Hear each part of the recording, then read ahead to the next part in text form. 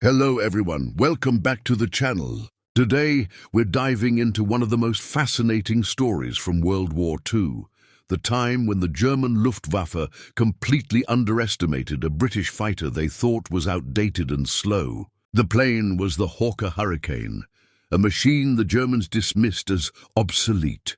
But when they met it in combat, screaming through the skies at 300 miles per hour, they quickly learned just how wrong they were. To really understand why the Hurricane became such a surprise to the Germans, we have to go back to the late 1930s. The Luftwaffe, Germany's air force, was a symbol of modern power. They had fast, sleek fighters like the Messerschmitt Bf 109, planes that represented the cutting edge of aeronautical engineering at the time. On paper, these aircraft were faster, lighter, and more advanced than almost anything the British had. And when the British introduced the Hurricane, the Germans looked at it and saw a plane that didn't seem like much of a threat. The Hurricane had a traditional design, a metal frame covered partly with fabric, and a thick, slightly clunky fuselage that looked more like something out of the First World War than a fighter for the late 1930s. In contrast, the Spitfire, with its sleek elliptical wings and all-metal construction, looked every bit the modern killer. Even the British press and public were more in love with the Spitfire's style and speed. It's no wonder the Germans assumed the Hurricane would be easy prey. But what the Luftwaffe didn't realize was that beneath that old-fashioned exterior, the Hurricane was a rugged, powerful machine built for war, and it was going to play a much bigger role than anyone expected.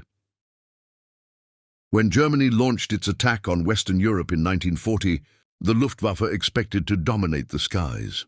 Their Bf 109s were fast, with top speeds of around 350 mph, and their pilots were confident after years of victories in Spain and Poland. The British Royal Air Force, or RAF, on the other hand, was still recovering from the losses in France. Many of their aircraft had been destroyed or abandoned on the ground, and they were desperately trying to rebuild before Hitler turned his eyes on Britain itself.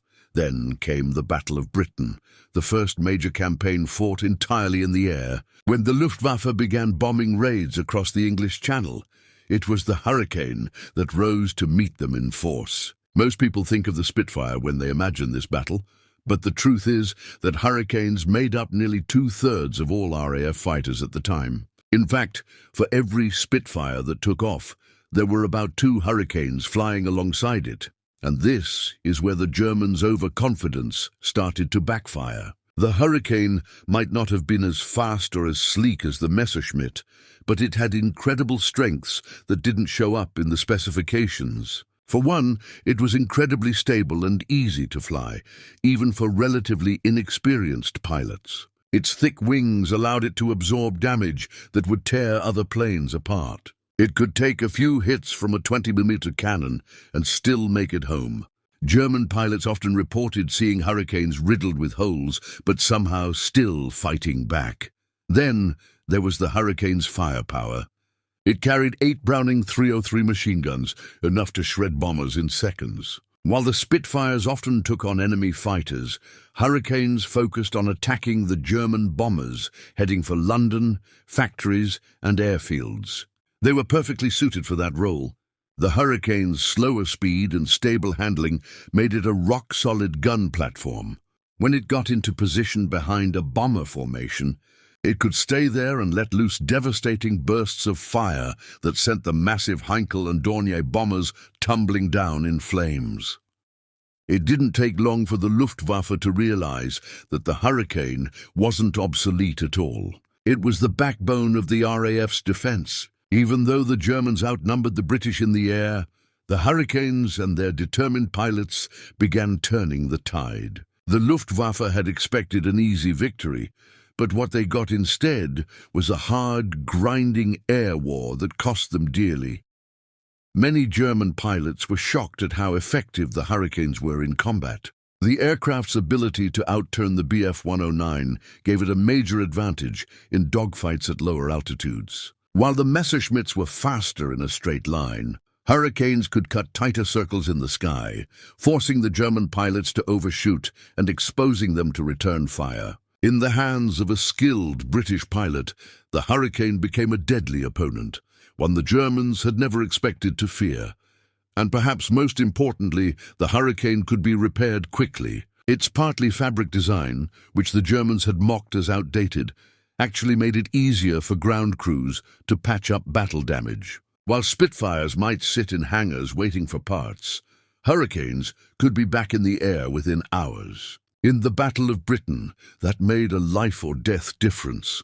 By the time the battle ended, the Luftwaffe had lost over 1,700 aircraft. The RAF lost around 1,000, but Britain had survived. And of those British victories, nearly 60% were credited to Hurricanes.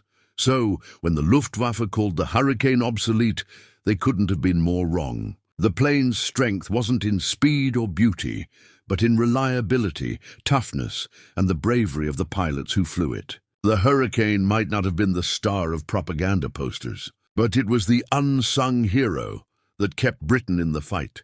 Even years later, German pilots who survived the Battle of Britain would admit that they had underestimated it. One Luftwaffe ace described facing Hurricanes as fighting bulldogs. They just wouldn't quit. And that spirit perfectly captured the British will to resist during those dark months of 1940. So, next time you think of the Battle of Britain and picture the sleek Spitfire soaring through the clouds, remember the Hurricane, the workhorse fighter that the Luftwaffe laughed at, right up until they met it at 300 miles per hour. Thanks for watching, everyone. If you enjoyed this story, make sure to hit that like button, subscribe for more deep dives into World War II history, and let me know in the comments what aircraft or battle you'd like me to cover next. See you in the next video.